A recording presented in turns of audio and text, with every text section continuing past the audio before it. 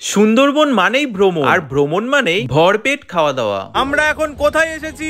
Sundarban. 6 June থেকে শুরু হয়ে গেছে সুন্দরবনের ইলিশ উৎসব, তাই দেরি না করে যাওয়া যাক। তা তোমরা কিভাবে আসবে বিস্তারিত তথ্য তুলে ধরলাম এই ভিডিওর মাধ্যমে। তাই সবার প্রথমে চলে আসতে হবে শিয়ালদা স্টেশনে। 15 নম্বর প্ল্যাটফর্ম থেকে 7:42 ক্যানিং লোকাল ধরে 1 ঘন্টা 10 মিনিট জার্নি করার পর আমরা কিন্তু পৌঁছে গেলাম ক্যানিং স্টেশনে। আর যেহেতু এই ট্যুরটা আমরা ট্রাভেল ডেস্টিনেশনের হাত ধরে করছি, তাই পিকআপ থেকে ড্রপ সমস্ত কিছুই এই 2700 টাকার প্যাকেজের মধ্যে থাকছে। ফাইনালি গাইস, আমরা এখন ক্যানিং স্টেশনে নেমে অটোতে করে মাতলা ব্রিজ পার করে এখন সোনাখালী ঘাটের দিকে যাচ্ছি। ইতিমধ্যে আমরা প্রবেশ করে গেছি সোনাখালী ঘাটে। আর এই যে এখানে লঞ্চগুলো রয়েছে, এর মধ্যে থেকে আমরা এখন খুঁজে নেবো এখানে আমাদের লঞ্চ কোনটা। অবশেষে আমরা চলে এসেছি আমাদের সাগরতরী লঞ্চে, আর এখন আমরা ভেতরে যাবো এবং গিয়ে তোমাদেরকে দেখাবো। লঞ্চে প্রবেশ করা মাত্রই দেখতে পেলাম বেশ কয়েকটা বেড সাজানো রয়েছে, যেটাতে খাওয়া দাওয়ার পর রেস্ট নেওয়া যাবে। আর তার পাশেই ছিল রান্নাঘর। আমরা যেহেতু সকাল থেকে সন্ধে অবধি লঞ্চে কাটাবো, তারই রান্না বান্না চলছে। লঞ্চে ওঠার সাথে সাথে আমাদের কিন্তু চা বিস্কুট দিয়ে গেছিল। তার কিছুক্ষণ পরেই আমাদের কিন্তু ব্রেকফাস্ট দিয়ে গেল। ব্রেকফাস্টের মধ্যে দিয়েছে লুচি, আলুর দম এবং একটা মিষ্টি। তো এখন এগুলো চলো ট্রাই করে দেখা যাক।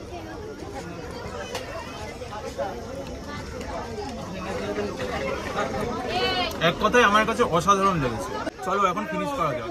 তার কিছুক্ষণ পরে কিন্তু একটা করে স্লাইস জুস দিয়ে গেল। তারপর কিছুটা সময় আমরা লঞ্চে কাটালাম এবং রোমাঞ্চকর দৃশ্য ক্যামেরা বন্দী করলাম। এটা একটা দ্বীপের মধ্যে এসে আমরা এখন দাঁড়ালাম। আমরা এখন যাব হ্যামিল্টন বাংলো, যেখানে মহাত্মা গান্ধী এবং রবীন্দ্রনাথ ঠাকুরকে ইনভাইট করেছিল, কিন্তু মহাত্মা গান্ধী আসতে পারেনি, তার পরিবর্তে অন্য একজনকে পাঠিয়েছিলেন। তো তার নামটা তো সঠিক জানি না। আর রবীন্দ্রনাথ ঠাকুর নিজে এখানে এসে প্রেজেন্ট ছিলেন। তো আমরা এখন সেখানেই যাচ্ছি। এটাই ছিল সেই হ্যামিল্টন বাংলো। এখানে কিছুটা সময় অতিবাহিত করার পর আমরা কিন্তু পৌঁছে গেছিলাম বেকন বাংলো, যেখানে 10 টাকা টিকিটের বিনিময়ে প্রবেশ করতে হবে। ভিতরে প্রবেশ করা মাত্র দেখতে পেলাম এটা অনেকটা পার্কের মতো। আর এই বেকন বাংলোটা ছিল কিন্তু কাঠের তৈরি। এখানেই রবীন্দ্রনাথ ঠাকুর নাইট স্টে করেছিলেন। আমরা লঞ্চে আসা মাত্রই কিন্তু বৃষ্টি শুরু হয়ে গেছিল। এরপর আমাদের দুপুরে খাবারটা দিয়ে দিয়েছিল। মেনুতে ছিল ভাত, ডাল, চিপস এবং ইলিশ মাছের মাথা দিয়ে একটা সবজি। আর তাছাড়াও সঙ্গে ছিল সর্ষে ইলিশ এবং চিংড়ি মাছের মালাইকারি। আর এখানে রান্নাগুলো ছিল খুবই সুন্দর, একেবারে ঘরোয়া পদ্ধতিতে তৈরি করা। আমার তো খেতে অসাধারণ লেগেছে। আর সবশেষে ছিল চাটনি পাঁপড়, যেটা কিন্তু আমার খুবই প্রিয়। খাওয়া দাওয়া শেষ করার পর আমাদের কিন্তু দিয়ে দিয়েছিল একটা করে পেয়ারা। তাই তো দেরি না করে বাইট দেওয়ার সাথে সাথে বুঝলাম এটা ছিল বারুইপুরের পেয়ারা। কিছুটা সময় যাওয়ার পর আমরা দেখলাম ম্যানগ্রোভ অরণ্য, যেটা ছিল সুন্দরবনের ঐতিহ্য। এরপর বিকাল 5টা নাগাদ আমাদেরকে লঞ্চ থেকে নামিয়ে একটা রিসর্টে নিয়ে চলে আসলো। আমাদের রিসর্টটির নাম ছিল আপনজন। রুমে প্রবেশ করা মাত্রই দেখতে পেলাম রুমটি রয়েছে নিট অ্যান্ড ক্লিন। আর আমরা আগে থাকতে এসি রুমের জন্য বলে রেখেছিলাম। তো গাইস, সন্ধ্যেবেলায় আমাদের এখন দিয়ে দিয়েছে এখানে কফি আর এদিকে চিকেন পকোড়া। তো এখন এটাকে ট্রাই করে দেখা যাক কেমন হয়েছে। আমার তো অসাধারণ লেগেছে। আর এদিকে রুমের বাইরে শুরু হয়ে গেছে সুন্দরবনের বিখ্যাত ঝুমুর নাচ।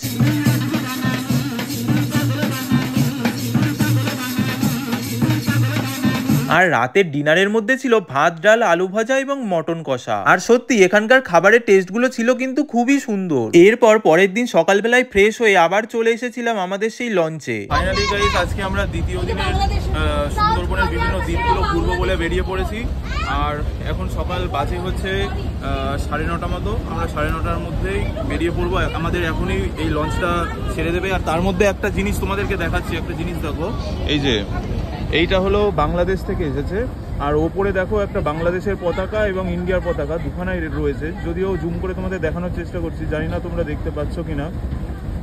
এরা এখানে এসেছে আমাদের এখানে বাণিজ্য করার জন্য। আর লঞ্চে ওঠা মাত্রই আমাদেরকে দিয়ে দিল ব্রেকফাস্ট। তাই দেরি না করে সকালের ব্রেকফাস্টটা কমপ্লিট করে নিলাম। এখান দিয়ে যাবো, ওই ঘাটে উঠবো। দ্বিতীয় দিনের জার্নিতে আমরা এখন চলে এসেছি। আমাদের ফার্স্ট ডেস্টিনেশন হলো সজনেখালি। Sajnekhali tiger resort. আমরা এখন এখানে যাব। এখানে রয়েছে একটা ওয়াচ টাওয়ার। তো এই ওয়াচ টাওয়ার থেকে শুনেছি বলে বাঘ দেখতে পাওয়া যায়। তো যদি আমাদের ভাগ্য থাকে আমরা অবশ্যই হয়তো বাঘটাকে দেখতে পাবো। তা জানি না আমাদের ভাগ্যে কি লেখা আছে, আমরা বাঘটাকে আদৌ কি দেখতে পাবো না পাবো না। চলো সেটা তোমাদেরকে এখন দেখাবো। প্রবেশ করা মাত্র আমাদের চোখে পড়ে গেল এই যে একটা বাঁদর এখানে বসে কি একটা খাচ্ছে গাছ থেকে নিয়ে। এখানে মনে হয় উকুন বাসছে, উকুন বেছে খাচ্ছে এখান থেকে, গায়ে পোকা যেগুলো। আর এটা হলো ওদের বয়স্ক দাদু। ফাইনালি আমরা এখন চলে এসেছি ওয়াচ টাওয়ারের সামনে। এই দেখো, এইটা হলো আমাদের ওয়াচ টাওয়ার। আমরা এখন ওই ওপরটাতে প্রবেশ করব। আর ওখানে গিয়ে আমরা কিছুক্ষণ স্টে করব, যাতে আমরা বাঘ দেখতে পাই। তাই জন্যই আমরা এখন ওপরে যাচ্ছি। আর আমরা যাব এই সিঁড়িটা দিয়ে। এখন তোমাদেরকে এই ওয়াচ টাওয়ার থেকে চারি সাইডের ভিউজ গুলো তোমাদেরকে এখন দেখাচ্ছি।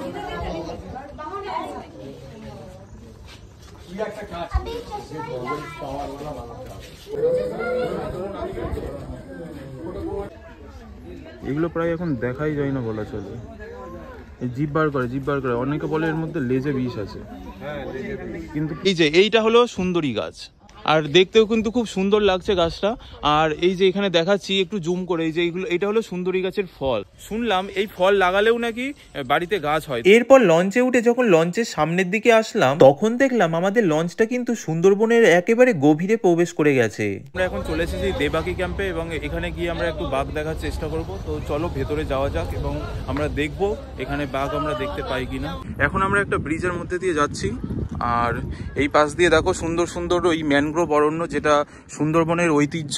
এই বিভিন্ন নামের এখানে গাছ আছে, তো আমি সেই গাছগুলোর নাম হয়তো সঠিক জানি না, তাই জন্য তোমাদেরকে এগুলো সম্পর্কে আমি কিছু বলতে চাইছি না। আর জায়গাটা কিন্তু আমার কাছে অসাধারণ লাগছে, সত্যি খুব ভালো লাগছে এই জায়গাটা।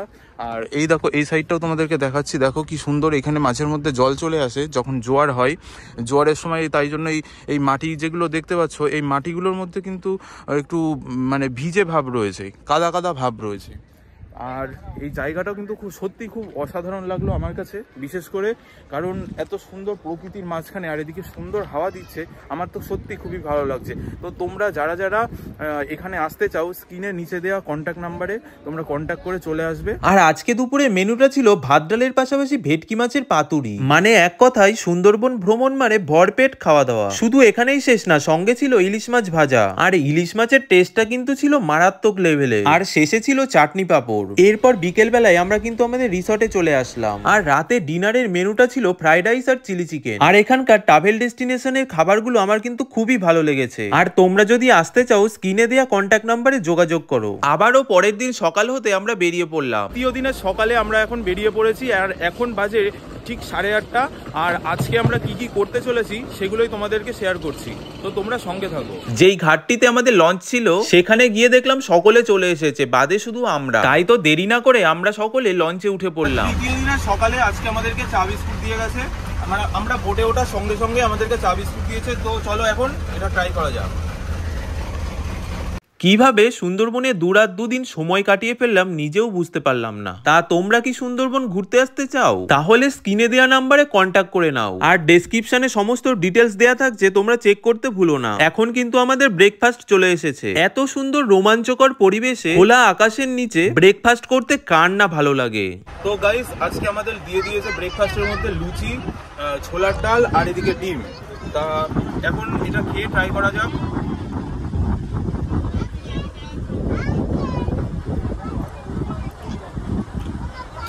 আমার তো খুব অসাধারণ লাগছে, পিছনের আকাশটাও কিন্তু খুবই সুন্দর লাগছিল।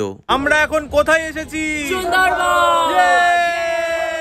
এর কিছুটা সময় পর আমরা কিন্তু লঞ্চ থেকে নেমে পড়লাম। তৃতীয় দিনে আমাদের প্রথম ডেস্টিনেশনে আমরা এখন যেতে চলেছি, আর এই সামনেই রয়েছে আমাদের ডেস্টিনেশনটা। তা কোথায় যাচ্ছি তোমরা ভিডিওটা কন্টিনিউ করো। রাস্তা দিয়ে যাওয়ার সময় দেখলাম সারিবদ্ধভাবে কিছু ফলের দোকান বসেছে, যেখানে জাম, জামরুল, আনারস, কলা, ডাব এবং এমনকি সুন্দরবনের বিখ্যাত মধুও পাওয়া যাচ্ছিল। এরপর কিছুটা দূরে যাওয়া মাত্রই দেখতে পেলাম লোকনাথ বাবার মন্দির, আর এই মন্দিরেই সকলে আসছে। আমাদের লঞ্চটা যে ঘাটে দাঁড়িয়েছিল সেখান থেকে লোকনাথ বাবার মন্দিরটা হাঁটা পথে মাত্র 5 মিনিট। লোকনাথ বাবার মন্দির থেকে বেরোনো মাত্রই কিন্তু বৃষ্টি নেমে গেছিল, তাই তোমরা যারা আসবে আমি তাদেরকে বলবো একটা করে ছাতা নিয়ে আসার জন্য। কথাই আছে সেফটি ফার্স্ট। তো গাইস, তোমাদের একটা ভালো সিন দেখাচ্ছি, তোমরা সিনটা শুধু দেখো। এখানে 3খানা বোর্ডের রেস চলছে। এইটা হলো আমাদের বোর্ড, আর এইটা একটা সেকেন্ড বোর্ড, এটা পেছন থেকে চলে এসছে, আর ওই যে একটা ফার্স্টে আমাদের ওভারটেক করে চলে যাচ্ছে।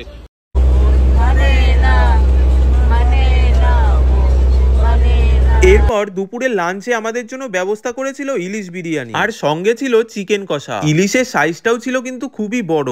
এই ফার্স্ট টাইম ইলিশ বিরিয়ানি ট্রাই করলাম, আমার তো খেতে খুবই ভালো লেগেছিল। আর যেহেতু সুন্দরবনে ইলিশ উৎসব শুরু হয়ে গেছে, তোমরা দেরি না করে তাড়াতাড়ি চলে এসো। আমার তো ট্রাভেল ডেস্টিনেশনের সঙ্গে সুন্দরবনের ট্যুরটা করে খুবই ভালো লাগলো। তাহলে দেরি কিসের? তোমরা যদি সুন্দরবন ঘুরতে আসো তাহলে স্ক্রিনে দেওয়া নাম্বারে কন্ট্যাক্ট করে নাও, আর বাকি ডিটেলস ডেসক্রিপশনে থাকছে, তোমরা কিন্তু চেক করতে ভুলো না। ভালো থাকবেন, সুন্দরবন, ভালো থাকবেন সকলে। আজকের মতো টাটা, দেখা হচ্ছে নেক্সট ব্লগে।